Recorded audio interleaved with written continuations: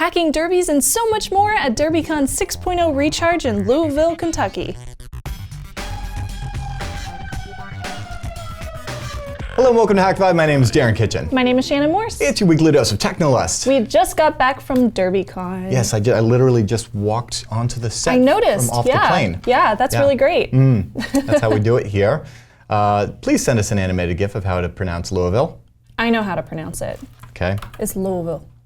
What did I just say? Just like that, Louisville. You said Louisville. Oh, whatever. Or I think you said Louisville. It's Louisville. But you gotta have the like southern thing in there. Ville. Oh, all right. Louisville. There we go. Good beers. So today we have a couple of interviews. First off, we interviewed Dave Kennedy about being one of the co-founders of DerbyCon, and we also talked to a couple of guys who did the Hack My Derby contest. Oh, this is a very good cool. one. Yeah. Hey, I'm very excited about it. They won this contest.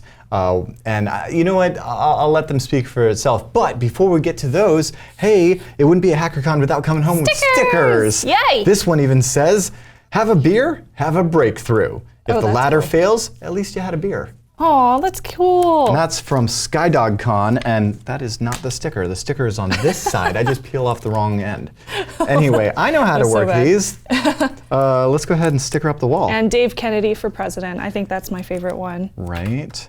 I have to say, the Dave Kennedy for president with, of course, the clown Kennedy, that's the one.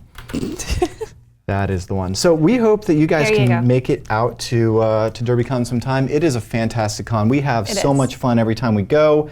We'll be definitely adding that one back into the rotation. Special place for you. And yeah. So we will see you guys on the other side as we sticker up this amazing wall. Thank you for the stickers, DerbyCon. Dave, what's new? Darren, what's up? Well, we're just wrapping up DerbyCon. I think I've got about 4 hours of sleep in the past 5 days, so I feel great. Well, I mean, it's 3, 2, 1 in action, right? That's right. That's right. I mean, you know, I think the conference went well though, and it was exciting, and I think a lot of people had fun, and I actually can't wait for next year. So this is the 6th DerbyCon, right? That's right. We started this 6 years ago, and it's our 6th time running, and I think we get better every year. I've heard nothing but good things happening. We had the Wu-Tang Clan on Friday, we had Panty Raid on Saturday, and Dual Core and Whitey Cracker. I mean, it's just off the hook, and the talks, I mean, it's just amazing. So were you expecting it to be like this, like on the first year? No, we had no idea. Well, we still have no idea what we're doing, but you know, it's funny.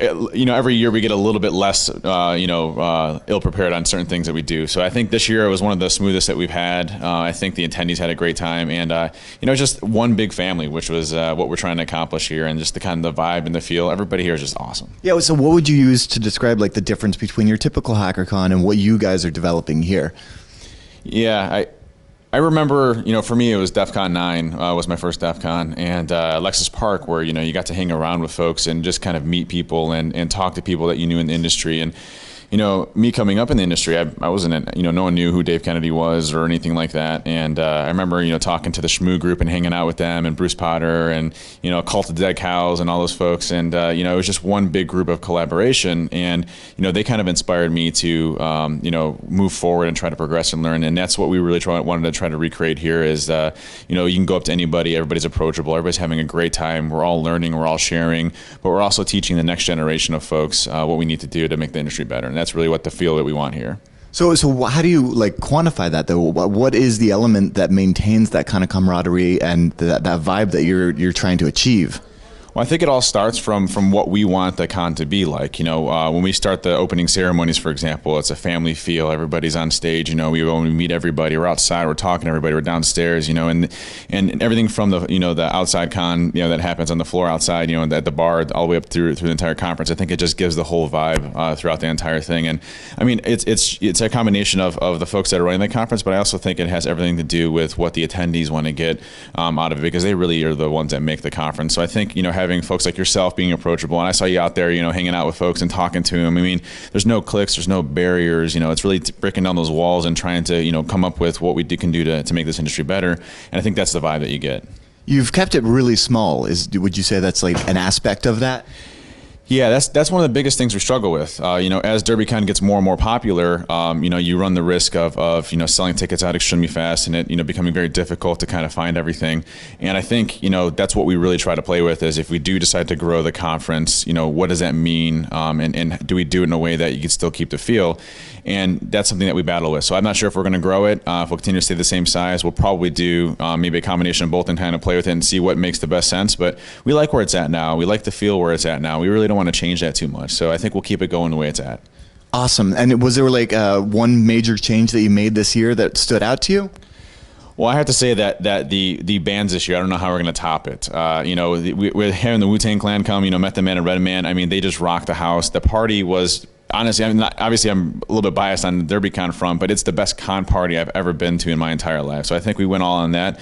I think the balance that we did on the scheduling this year, we had a very good balance of incident response, SCADA, offense and defense. There's a lot of defensive talks here this year, a lot of PowerShell talks. We had Microsoft keynoting, the folks that made PowerShell.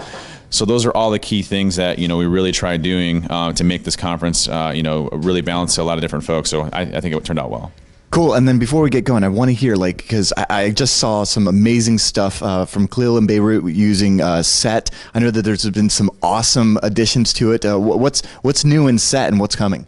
So I'm actually working on the latest version of Set, which has a lot of different obfuscation techniques in it around PowerShell injection, which is still one of the top methods that we typically use for exploitation. I just added the SMS spoofing module because it was on Mr. Robot and everybody was bugging me to put it back in there. So I put the SMS module back in recently. But the new module should be really awesome coming out, and I should hopefully have that done in the next 2 weeks. So I really look forward to the new version of Set. There's also the Pentesters framework, which is a framework for building your own pentest distribution. That's been gaining a lot of popularity. I just push a new version out for that. So a lot of good stuff coming out from the open source side, for sure. Absolutely. Where can people find those, the GitHub pages or whatever they have you? Because if you're not playing with Social Engineering Toolkit, you have to be. GitHub.com/TrustedSec. All the open source projects are right there. So visit there, and that's where you can download them all. And it's got user manuals and everything you need. Rad. Dude, Dave, it has been a pleasure. I love that this is the Hugging Con. Keep it going, and we'll see you next year. See you next year. Cheers. Go DerbyCon. Here at DerbyCon 2016, and I'm finding about hacking your Derby. And here to join me and explain the whole lot is AgentSixty6. Hello, how you doing? Good morning. And Gangrif. Morning. So what is Hack Your Derby? So Hack Your Derby is a contest where you take your average derby hat and then you make it do things that derby hats generally don't do. What is it that derby hats generally do? Well, derby hats generally sit on your head and look fashionable. Well, I mean, we are in Kentucky, and looking fashionable is quite important. So I understand that there are two different types of aspects of this conference. Can you kind of aspects of this contest. Can you walk me through that? Sure. You have your homegrown derby, right, Nate? And then you also have your build-on-site derby. So they give you a plastic derby or what have you, and you have to build with what you have in the 30 hours or less and present his. He has time to mature, make it nice, look really fashionable and functional. So. All right, I love the maker aspect, the hacker aspect of this, and just like altering something to do something completely different than it was originally intended. I love the absurdity of hats, and of course, Hak5, we love hatting the system. So what was your inspiration behind your hat? So when I first heard about the contests a few years ago, this is what I had pictured. I pictured that it wasn't, since it's a HackerCon, right? I pictured a hat that people could try to break into when it said Hack Your Derby. And when I found out that that wasn't quite what it was, I thought, well, why don't I build that and see what it does? See how it goes. So how do I hack your derby? So there's a website, hackmyderby.com, which will take you to the scoreboard site, which has the rules and information about how to play and whatnot. And then once you've seen that, you can then it takes you to other external links like web.hackmyderby, which actually goes through a reverse VPN tunnel from AWS to my hat. Wait. So they hit the web, but the web is hitting your hat. The web is hitting my hat. It is I am serving live web pages and SSH and, believe it or not, an old MUD from the late 90s. Oh, dude, wait, hang on, which MUD? It's Circle MUD. Okay, I may or may not have played Ardwolf Mud. Regardless, that is fantastic. So your hat is so. I get that you've got Wi-Fi on your hat. That means that I don't have to actually be in proximity of your hat to hack it. Right, so there's two ways to connect to it. A, because I wasn't sure how cell service was going to be here at the con. There is a small Wi-Fi adapter which gets me about 20 yards proximity where you can just connect to it. It'll hand you a name server, and those same names I just gave you will still resolve. So have you had hackers following you around with laptops the entire conference, just trying to stay within proximity of you? That's sort of how it worked last year because I didn't have the cellular connection, but so that's why we added that this year. So if you're not connected to the local wireless, you just use the commodity internet and you can get to the same hat. So I connect to your hat over Wi-Fi or through the web, and what do I get when I connect? So if you connect via the web, you get a basically a dummy corporation that I made up called DerbyCorp.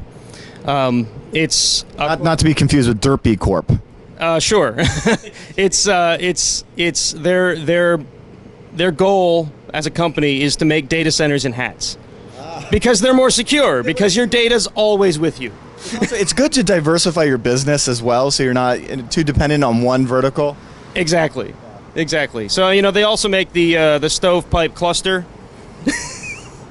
Fantastic. Okay. So there are then a set of challenges to break into their network or what? So the idea of the corporation was to give you like the feel like you're actually interacting with something, right? So if you're on a pentest engagement, for example, it's not just nameless things that you're working on. It's you're working for a company, right, to try to break into stuff. So that's why I did all of it. So I made a whole bunch of funny inside jokes for the website for the fake company that make references to a bunch of silly things. There was even a reference to TCP over carrier pigeon to try to get inner data center connectivity working. Nice. So can you walk me through the hardware of the hat? Because I'm really interested. We've got like a display on the side, and I see some antennas. What is all going on here? Right, sure. So here, I don't know how well you'll be able to see it on camera, but basically we've got a Raspberry Pi Zero, which runs Raspbian and Docker. And then inside the Docker containers, there's a web service, there's the MUD, there's a DNS server, and then there's a shell server, right? So you can SSH into one and whatnot. The screen on the side is basically an advertised loop that says, where the website is and whatnot. If you connect to the SSH container, however, two of the flags, I'm not going to tell you how to get them, are you run this script and it actually asks you a question. And the question is about a certain thing that occurred at DerbyCon 2012, which was very amusing. And if you answer it right, you get the chance to put in a string, which will then show up on the screen. So you can see that there's this loop of things happening beneath the header here. Mm-hmm. Like right there, it says @HackingDave. That's his message somebody put in. So it ends up on the screen, it gets added to the loop, it plays that for the rest of the conference. That's cool, and then the rest of it is... Okay, so the rest of it is, all right, inside of here. The antenna is for the cellular device. I've got this cheap cellular 3G adapter that I got that connects via Project Fi, Google's Project Fi. I've got a Adafruit Hourlink Wi-Fi adapter in there. That's what does the access point. I've rigged up a switch because, Raspberry Pis don't have an on-off switch, and that's kind of a pain in the butt when you don't have a display or keyboard connected. I have this little battery controller also from Adafruit and a small internal battery that gets me like 5 minutes of runtime so that I can interchange batteries during the conference without having to take the thing offline. Because after all, I'm a sysadmin and uptime's important. Yes, it is. So otherwise, that's fantastic. You've got like a little UPS battery backup system. Yeah, my Derby's got a UPS. That's fantastic. I can't wait to see the iterations of this. I want to see the data center hat next. Have you documented any of this? If anybody that's otherwise going to DerbyCon and wants to kind of like iterate on this? So I completely wrote up last year's Derby. There was a presentation I did here in one of the stable talks. So if you look up Iron Geek's website and find his videos, it was on Sunday toward the end of the day. So that's one thing you can watch. I also presented at B-Sides Delaware last year. That's on YouTube. You can look it up. I think I called it, I put a data center in my hat or something like that. And I also wrote it up on a blog entry on my own website, which is underground, which is UNDRground.org/HMD for Hack My Derby 2015. That was last year's build. I'll probably write up another one under HMD 2016 once I have the time to write this one up. Speaking of time, how long did it take you to put all this together?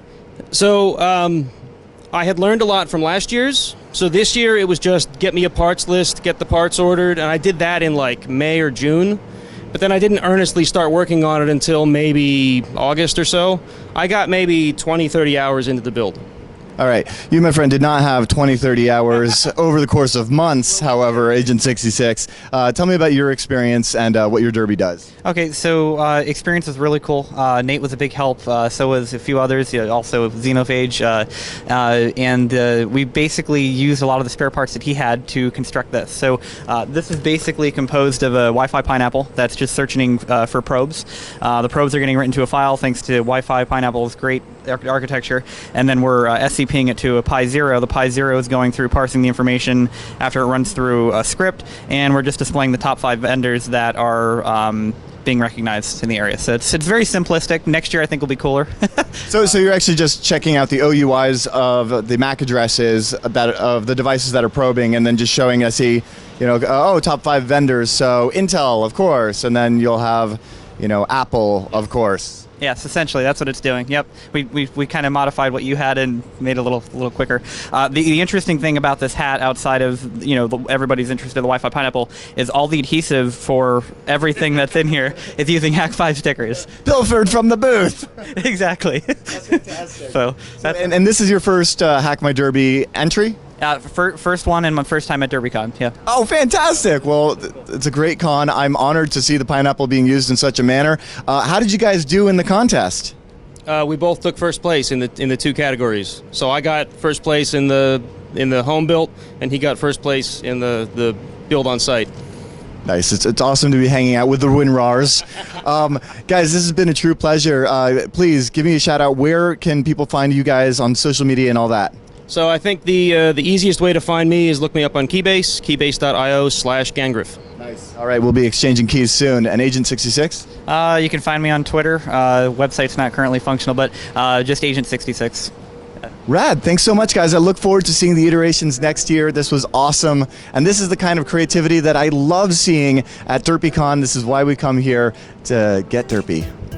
If you've been watching Hak5 for a while, you know that we love Domain.com, and we use them every time we want to register a domain. And get this, the other day I was thinking about the cool projects that we do at Hak5, like our summer open house series where we did competitive drone racing and battling, dronebattle.club, and it occurred to me, we should share that .club love. Because when Domain.com told me about .club and all of the cool sites you can build with it, I gotta say, I was hooked. So to celebrate, we want to feature your .club idea and hook you up with a free .club domain. All you have to do is tweet at Hak5 with your .club idea by October 3rd for a chance to win a free .club domain. You see, .club is perfect. It's universal, it's globally understood, and not just here in the US. So if you're building a new business or you're naming a startup, it's perfect. I mean, when you think about it, any business idea could be a .club. The internet is all about community and collaboration, and so .club is perfect as it's the ultimate social domain.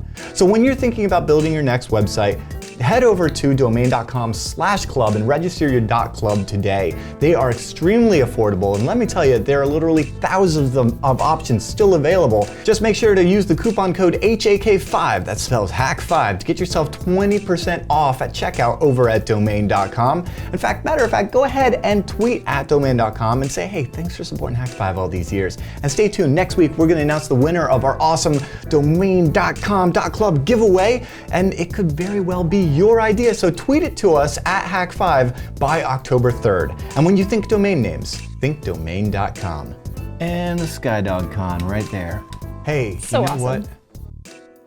Stuff and things. Stuff and things and things and stuff. Right. So we actually have a photo of the week. So it's time for our Technolust photo of the week. Every single week we are asking what tickles your Technolust.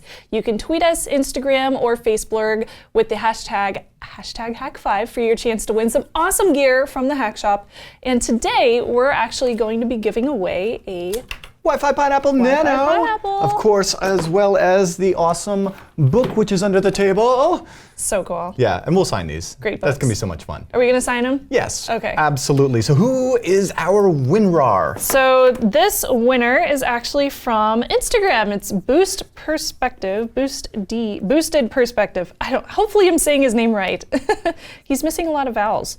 So he sent this picture that says, have a throwback Thursday to 2014 when I built my Raspberry Pi using a Raspberry Pi Wi-Fi Pineapple Mark IV extra transistor radios, and a 24,000 milliampere battery. I've since updated it with a Raspberry Pi 3 and a Wi-Fi Pineapple Tetra. All right. That's so cool. Well, you know, for the mobile on the go, you now have a Wi-Fi Pineapple Nano that you can take with you everywhere. Awesome. You can literally put it in your pocket and have people say, is that a pineapple in your pocket? So cool. Yeah, so keep on sending over your pictures, hashtag Hak5. We will choose our favorite one every single week and send out something really cool from the Hack Shop.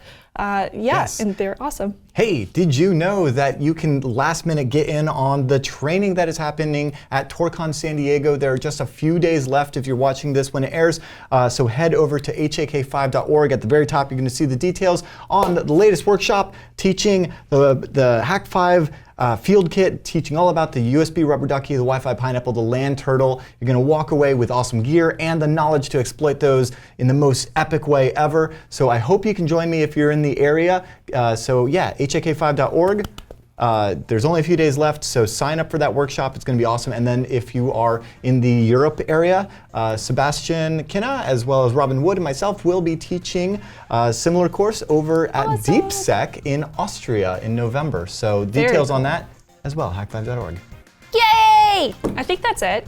So otherwise, I guess you could just like find all of our things over at hak5.org. That's where you can find all the events that we're going to, like the ones that he just mentioned, as well as checking out all the different social grams and things that we do on our day-to-day basis. Yes, and you can check out the new homepage of the Hack Shop as it's been completely redesigned and looks beautiful, I think. So hakshop.com, that's where you can support us directly, grab yourself a Wi-Fi Pineapple Nano of your own.